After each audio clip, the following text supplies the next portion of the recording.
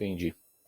Eu tô tentando procurar a medalha aqui dele aqui, mas eu acho que eu vi uma foto que ele tá com a farda marrom, né? Isso. É uma medalha de honra ao mérito ali? Isso.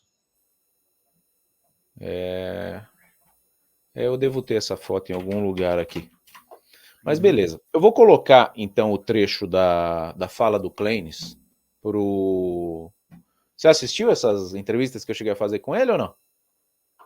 Na verdade, eu vi muito pouco, né? Eu não Por cheguei a cima, né? assistir todas, sim por cima. Eu tenho os áudios, né? Eu vi alguns áudios que ele mandava, o próprio pai dele também mandava, mas realmente eu não cheguei a ver a fundo, não. Tem 4 meses, né? O Clenis estava dentro do Uhum. presídio militar ainda na ocasião. Agora ele está solto, mas mesmo assim com muito receio, né? De aparecer, de se expor, né? E não é de se não compreender, né? É bem tranquilo de entender, né? Às vezes não dá para mais, não dá para cravar nada, né? Deixa eu tirar o crachá de Uhum. jornalista aqui, mas às vezes o cara Sim, solta o militar preso, que é justamente para acontecer alguma, né? Coisa sim. que não pode acontecer dentro do presídio, né? Se é que você me É, entende nas entrelinhas. sim, Então sim. ele tem que tomar cuidado mesmo, né? E a gente está aqui para ajudar, para atrapalhar, a gente fica em casa. Mas vamos ver o que foi que o Clenis trouxe nessa questão. Eu acho que até ele mesmo que me traz essa questão dos 3 celulares, eu acabei atribuindo aí ao Alisson, peço desculpa, mas vai vir Não, agora o tranquilo. depoimento.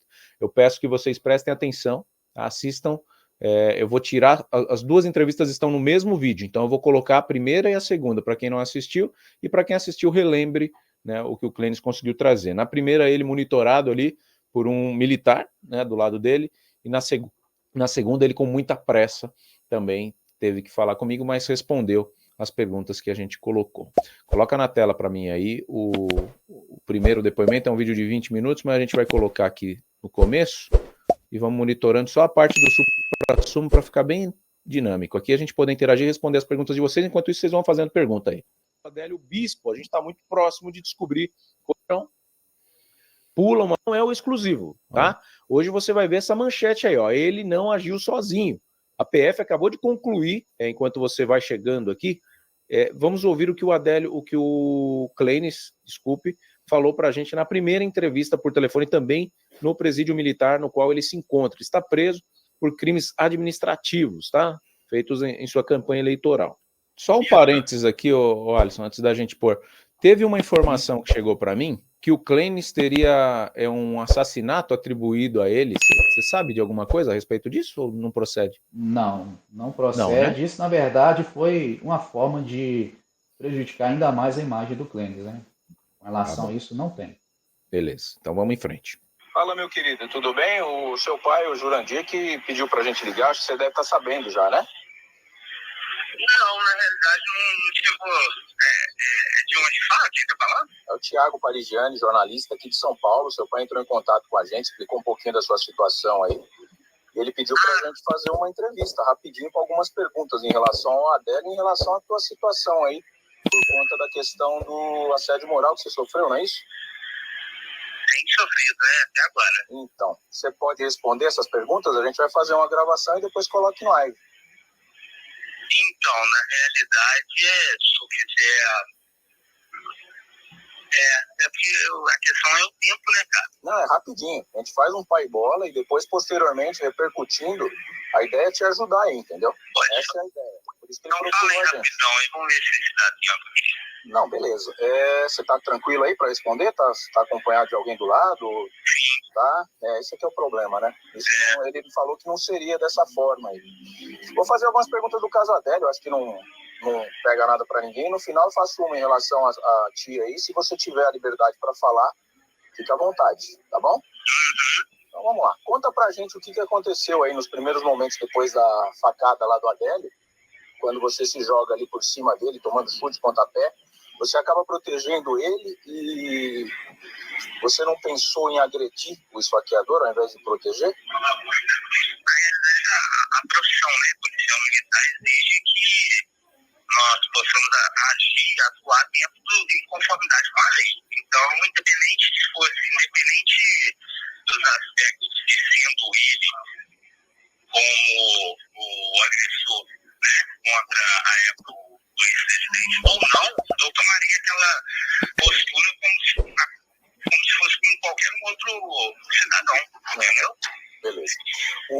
Tinha um policial paisana da região de Guarani que acabou protegendo o Adélio para que ele não fosse linchado. Você conhece esse policial? Ele estava junto com você nessa proteção? Não, na realidade eu estava de maneira independente, não tive contato nenhum.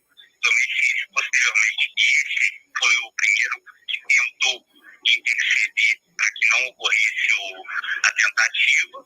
Não esqueci o nome dele agora. E ele também foi muito agredido. Por isso que ele soltou o Adélio. Posteriormente, eu consegui detê-lo. Foi logo em seguida que teve nesse primeiro momento da tentativa e depois, posteriormente, quando ele foi agredido também, e soltou o Adélio, foi um momento que eu entrei em ação, entendeu? Entendi. O que aconteceu com a faca? Você chegou a perceber o que o Adélio tinha feito? Ou simplesmente você caiu por cima dele ali? Você chegou a ver o objeto? Acabou caindo da mão dele? Ou ele tentou esfaquear alguém? Não, o que ocorre?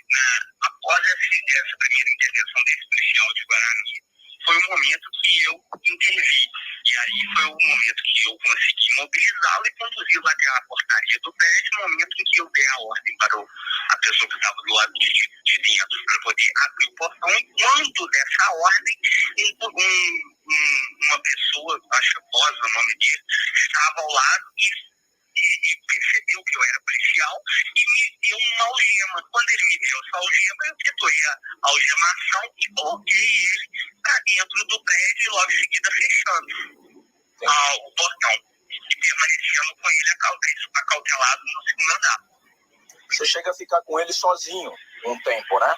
Fiquei todo o tempo, aproximadamente até a chegada da guarnição policial, onde havia um senhor chamado Lohan, em que eu pedi para ele ficar monitorando a entrada do portão e o segundo andar, e passando as informações e que não permitisse que ninguém, a não ser policiais militares fardados, pudesse chegar até mim. Quando chegou a viatura com um policial militar fardado, caracterizado, aí eu autorizei abrir o portão. E ele não perguntou nada para você por que você protegeu ele, ou ele ficou bravo com você por conta de você ter apreendido ele ali na hora? Como é que foi ficar sozinho com ele? Na realidade, ele estava muito assustado com tudo que estava acontecendo, né? E as pessoas lá de fora gritando que iriam matar, entendeu? Então, tipo assim, tanto ele quanto eu corremos um alto risco, né? Porque aquele público que estava ali fora já não sabia quem era quem. Então, se fosse simpatizante do presidente, poderia cometer tanto eu quanto ele. Enfim, a gente não sabia o que estava acontecendo ali. Entendi. O seu pai, o Jurandir, passou pra gente que talvez você teria ficado um tempo com o celular do Adélio em sua posse. Foi eu que apreendi os três aparelhos. Olha lá, Então, tá você vendo? chegou a ter a curiosidade pessoal de dar uma olhada nas conversas, ver se Ele teve não vai conversa responder essa com o pergunta, Carlos olha só. Bolsonaro, que o pessoal atribui talvez uma ligação, ou com alguém do próprio Partido dos Trabalhadores. Você conseguiu ver alguma coisa ou você não mexeu nos aparelhos? Então, na realidade, eu vou ter que desligar aqui para me cobrar. Entendi. Mas, enfim, Thiago, né? Só tem mais uma, tá? Você conseguiu responder essa, tem mais uma só. São páginas. Não, na realidade, ele já passou da hora. 10 minutos eles falaram, né? 10 minutos que a gente tinha. Pediu para eu poder ligar para outro dia, entendeu? Na realidade, então, o que fizeram foi isso, estão tentando fazer comigo agora, entendeu? Estão tentando me tornar alienado mental para poder invalidar toda a minha fala perante tudo que está acontecendo, e desde então tem sofrido diversos assédios morais, perseguições, falsas acusações de crimes, de maneira vil. Eu estou presa 200 dias no 16º Batalhão por um crime ao qual eu não cometi, e se responder diversos outros processos aos quais eu também não cometi, simplesmente por querer justiça, porque logo após a minha intervenção nesse fatídico dia 6 de setembro de 2018, resultou aí na minha precoce e fraudulenta transferência para ensino e atividade da Polícia Militar do Estado de Minas Gerais, culminando aí na minha perda da minha profissão, a qual eu sempre dediquei isso aí um dia fazer parte. fala um pouco da sua situação de prisão. Eu vi um vídeo você falando que tem até lacraia na cela que você fica e tudo mais. Tô submetido aqui a justamente isso, diversos animais de peçonha, entendeu? Insetos, ou seja, é uma situação muito crítica. Eu precisava de mais tempo para poder falar com os senhores, eu estou sendo cobrado aqui. Não. Justamente isso, esse fato de eu ter que comunicar somente 10 minutos, é justamente que eles estão cercando a toda maneira a forma de eu falar. Mas eu vou ter que desligar aqui. Perfeito, Clênis. A gente faz uma nova tentativa na semana que vem, tá bom, meu querido? Obrigado aí pela disponibilidade. Até mais. Tchau. Tchau.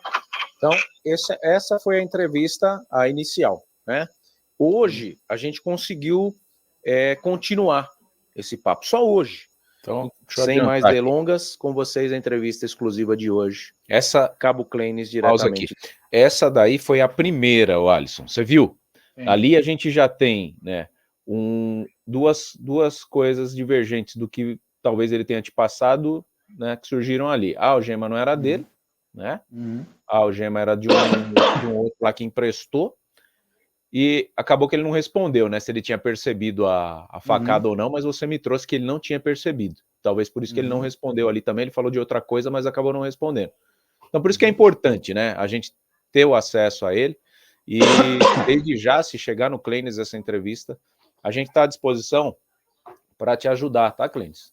A gente não está à disposição para te expor de maneira alguma. Eu nunca fui carniceiro na minha vida. Tem jornalista que é carniceiro, né? Ele gosta de tacar o cara no ar e expor, e aí depois o problema não é dele, não.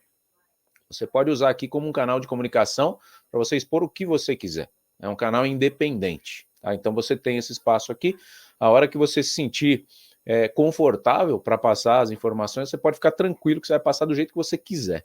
Eu não vou nem te entrevistar, tá? A tela vai ser aberta e você vai falar o que você quiser. Porque eu acho que na situação que você está, é iminente, e aí cabe a você, né, querer trazer as informações ou não, e a gente não vai ficar forçando esse tipo de situação não, mas a informação que você tem é uma informação que interessa ao Brasil, que interessa ao futuro do Brasil, e que pode mudar, né, assim como a facada mudou. Se for uma coisa comprovada, né, oficial, né, porque vão descredibilizar. Você tendo um áudio do Adélio hoje falando que foi fulano de tal, vão descredibilizar. Mas aí cabe a apuração, né? Por isso que existe a justiça, para apurar. Recentemente apareceu um hacker falando que o Kassab teria contratado ele no mês de junho para espionar o Adélio Bispo. E a prova disso seria uma conta de internet. E aí, posteriormente, veio um jornalista que conheceu o hacker e trouxe aqui para a gente que essa conta de junho do Adélio Bispo foi emitida em novembro. Por isso que hoje a gente fez aqui o convite para o Patrick, que é o hacker, o Patrick Brito, também participar dessa live, e ele acabou não vindo, né? E eu chamei ele aqui e está, parece que bloqueado, não visualizou as mensagens. Então só por isso estou justificando a thumb, está escrito o sargento e o hacker, porque era uma entrevista dupla. O sargento está aqui, como bom militar que é, não foge dos seus compromissos, e está aqui dividindo tela comigo com muito prazer, o sargento Alisson Felipe. Vamos continuar assistindo aqui, Alisson. Tem alguma consideração para falar ali? Não, igual você falou aí com relação ao algema, né? Às vezes, realmente, a forma como conta-se na história, né? Dá a depreender que ele estaria com a algema. No caso, ele falou que pegou a algema de um colega.